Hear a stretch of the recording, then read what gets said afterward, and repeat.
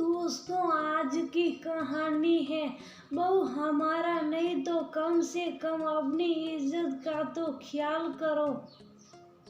दोस्तों, कहानी शुरू करने से पहले अगर आपने चैनल को सब्सक्राइब नहीं किया हो तो कर लीजिए ताकि आपके पास पहुंच सके हर नया वीडियो। यांशी के जोर जोर से रोने की आवाज सुनकर राधिका ने उसके पास जाकर देखा तो वह वॉकर से गिर गई थी और उसके सिर पर चोट भी लग गई थी। राधिका ने यांशी को उठाकर भींचकर सीने से लगा लिया। बेबसी के आंसू राधिका की आंखों से छलक पड़े। इतनी देर से यांशी रो रही थी, घर में किसी को भी उसकी परवाह नहीं थी। छोटे देव शादी का माहौल था, खास सभी रिश्तेदार इकट्ठे हो चुके थे।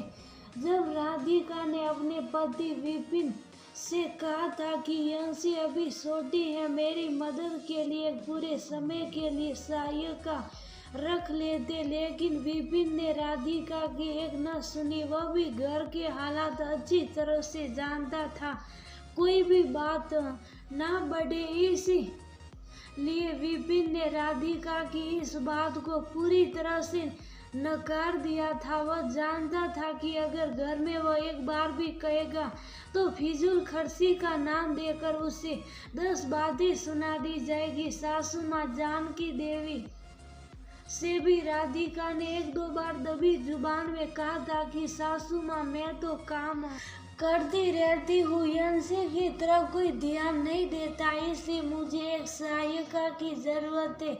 लेकिन उन्होंने भी अपनी रोबदार आवाज में डपटते हुए राधिका से कह दिया था कि अरे एक छोटी सी बच्ची ही तो है, घर में इतने सदस्य हैं, कोई ना कोई देख ही लेता, जबरदस्ती पैसों का नुकसान करवाना जरूरी है क्या?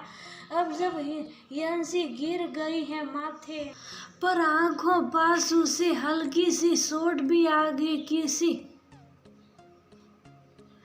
को भी उसका ख्याल नहीं। घर पर इतने रिश्तेदार हैं, सबके खाने पीने का ख्याल वो रखती है और उसकी बच्ची को देखने वाला कोई नहीं। सभी एक कमरे में बैठकर हंसी मजाक कर रहे। एक बार भी किसी के मन में ख्याल नहीं आया कि यांशी कहाँ है। अगर कोई उसकी मासूम बेटी का ख्याल नहीं रख सकता तो वह क्यों सबके लिए सूझ रही है। राधिका यांशी को लेकर अपने कमरे में चली गई।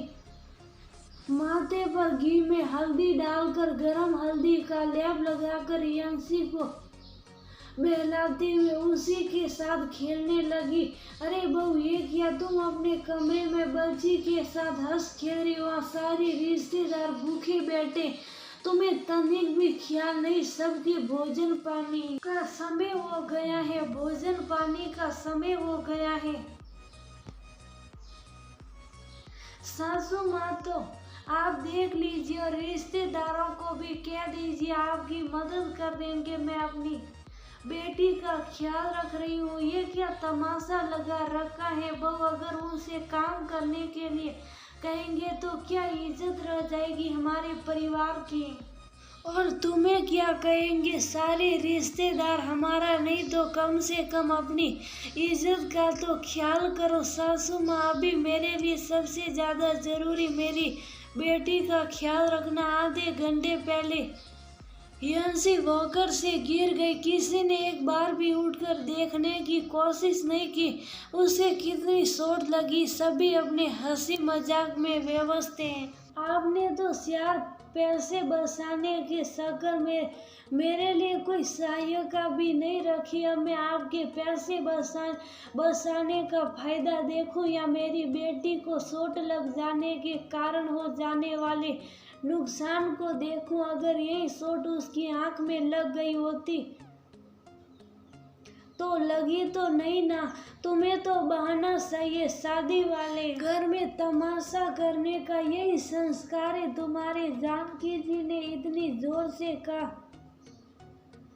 कि सारे रिश्तेदार इकट्ठे हो गए। विपिन भी दुकान से लंच करने के लिए घर आ चुका था। सारा नजारा अपनी आंखों से देखकर उसे मन ही मन आत्म ग्लानि हो रही थी। काश उसने राधिका के लिए आवाज उठाई होती तो आज यूं राधिका को सभी के सामने बुरा न बनना पड़ता। अपनी पत्नी और बेटी के लिए किसी के भी दिल में सहानुभूति न देखकर विपिन को कहीं न कहीं अपनी जिम्मेदारियों का एहसास हो गया था। सभी को परे हटाते हुए विपिन ने यंसी को अपनी गोद में उठाया और उसके माथे पर प्यार से सुगंध देते विपिन ने कहा कि माँ, शादी के 50 कामयाब हो सके तो उसके लिए 1-2 सहायिका रख लीजिए, क्योंकि राधिका ना तो शादी की कोई रस्मों रिवाज में शामिल हो रही है और ना ही कोई यंसी का ख्याल रख रहा। कई दिनों से मैं देख रहा हूँ कि इतने सारे लोगों का काम राधिका अकेले कर रही है और बच्ची का ख्याल भी रखती है। इसलिए आप सभी से हाथ जोड़कर विनती है कि या तो अपना अपना काम सवे करें या फिर माँ आपसे विनती है कि अगर आपको रिश्तेदारों का इतना ख्याल है कि उनसे काम करवाएंगे तो आपकी इज्जत मिट्टी में मिल जाएगी। उसके लिए दूसरा रास्ता निकाले। आज विपिन को अच्छी तरह से समझ में आ गया था कि कभी कभी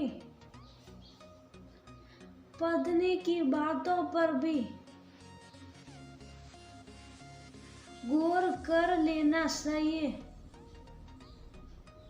वरना कहीं ना कहीं उसके साथ नाइंसाफी हो जाती है। विपिन के इतना कहते ही सभी के बीच में खुसुर फुसुर शुरू हो गई। अरे क्या हमने कभी काम नहीं किया? 50 लोगों का काम निपटा लेते थे, कभी उब तक नहीं किया। आजकल के जमाने में बड़े सोचले हो गए हैं। सभी की बातों को अनसुना करते हुए राधिका